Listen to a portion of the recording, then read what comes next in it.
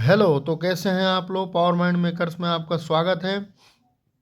जैसा कि हम प्रीवियस वीडियो में चैप्टर 2 कंप्लीट कर चुके हैं, अब हम chapter 3 pair of linear equation in two variable देखेंगे। उसके पहले हम छोटी क्लास में linear equation in one variable पढ़ा है, तो थोड़ा सा linear equation in one variable के बारे में जानेंगे। जैसे कि a x plus b is equal to zero, तो 2x+3 is equal to zero. ये एग्जाम्पल हो गया। यहाँ पे x आप देख रहे हैं, x की मैक्सिमम पावर क्या है? 1। और यहाँ पे एक ही वेरिएबल है, इसलिए हम इसको बोलेंगे linear equation in one variables.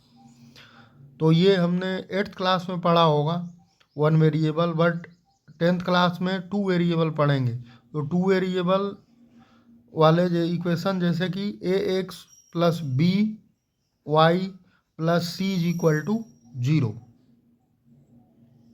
यहाँ पे ए और b c, a b c where a b c are constant. X और वाई वेरिएबल है, एक्स और वाई क्या है? वेरिएबल्स है।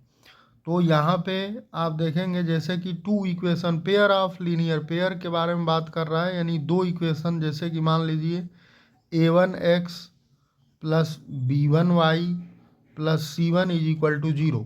ये स्टैंडर्ड इक्वेशन है, पेयर ऑफ लीनियर इक्वेशन। अब a1x plus b1y plus c1 is equal to zero. ऐसे ही a2x plus b2y plus c2 is equal to zero. ये दो इक्वेशन बन गया।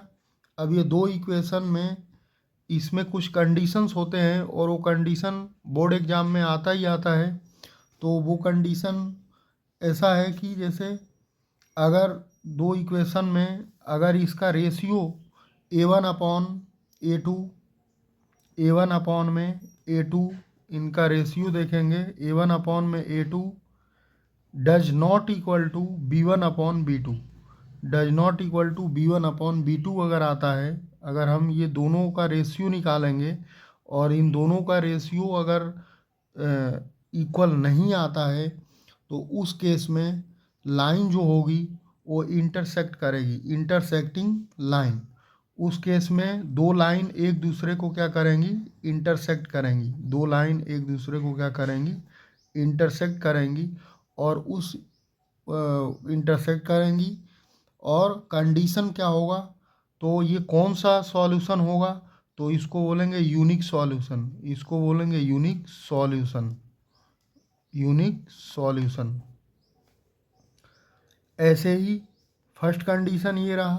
फिर सेकंड कंडीशन ये है कि सेकंड कंडीशन में अगर a1/a2 is equal to b1/b2 is equal to c1/c2, यानी a1/a2, b1/b2 और c1/c2 तीनों अगर इक्वल आ जाए, तो उस केस में जो लाइन जो होंगी, लाइन जो होंगी वो लाइन होगा कोइंसिडेंट लाइन। मतलब एक के ऊपर एक पेन, जैसे दो पेन एक के ऊपर एक रख देते हैं, उस टाइप से लाइन बनेगी। मतलब एक के ऊपर एक लाइन, उसको बोलेंगे हम coincident line, coincident line, coincident coincident line, coincident line.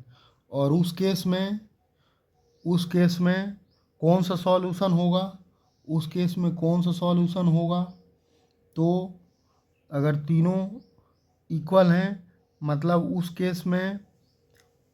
Case में infinite many solution, infinite many solution, infinite many solution, many solution, infinite many solution निकला।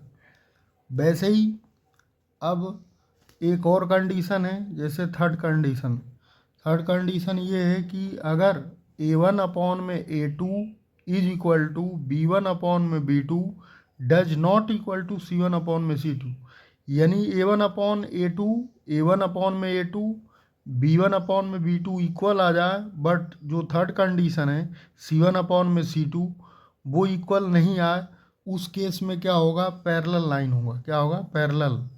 तो दो लाइन क्या होंगी, कभी मिलेंगी ही नहीं, मतलब यहाँ पे कोई सॉल्यूशन निकलेगा ही नहीं, क्योंकि ये दो लाइन आपस में कभी मिल नहीं सकती, तो कोई सॉल्यूशन निकलेगा नहीं।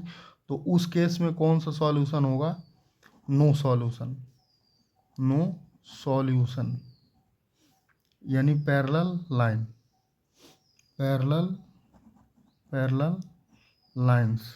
कौन सी लाइन, पैरेलल लाइंस। यहाँ पे इंटरसेक्टिंग लाइन, कि एक दूसरे को क्या कर रही हैं, इंटरसेक्ट कर रही हैं।